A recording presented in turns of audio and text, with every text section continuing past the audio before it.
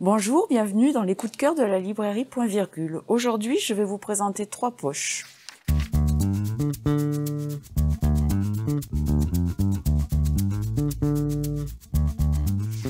Le premier s'intitule Nos espérances d'Anna Hope. Dans ce roman, vous allez partager l'histoire de 3 jeunes étudiantes vivant à Londres en colocation en 1987.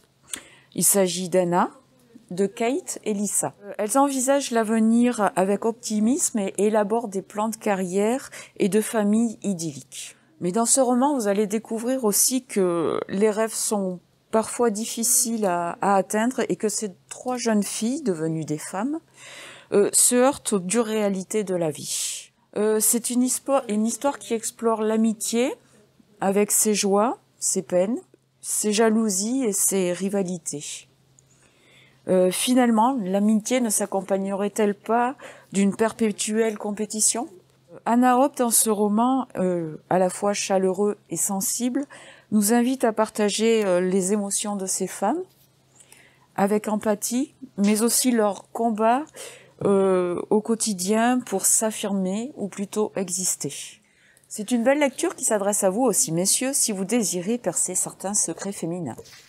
Alors, le deuxième ouvrage, c'est Ce que l'on sème de Regina Porter. Ce roman vous propose l'histoire de 2 familles américaines, l'une blanche, l'autre afro-américaine, des années 1950 à nos jours. C'est un puzzle de petites histoires qui vont aborder des thèmes très variés, comme la guerre du Vietnam, le sort des vétérans au retour de la guerre, la ségrégation, le racisme, mais aussi la lutte des classes et l'ascension sociale ou encore l'homosexualité. C'est un puzzle de vie qui se mêle, se démêle, s'entremêle en fonction de la grande histoire. Bon, c'est un roman assez difficile à vous présenter, mais pourtant il est envoûtant, il croise les petites histoires de différents personnages qui ont des liens plus ou moins ténus et dans un ordre chronologique tout à fait aléatoire. Mais il vous permet de découvrir l'évolution de la société américaine sur les 70 dernières années. Il est assez époustouflant, déroutant, dense, mais c'est un véritable plaisir de lecture. Alors, dernier petit poche que je vous présente, Le chant du poulet sous vide de Lucie Rico, toujours dans la collection Folio. Donc là, c'est l'histoire de Paul. Celle-ci retourne à la ferme et décide de s'occuper de l'élevage de poulets suite au décès de sa mère. Paul est plutôt une sentimentale qui élève, chérit, observe ses poulets et qui, lorsqu'elle doit les tuer pour les vendre au marché, décide d'écrire une biographie pour eux en forme d'hommage.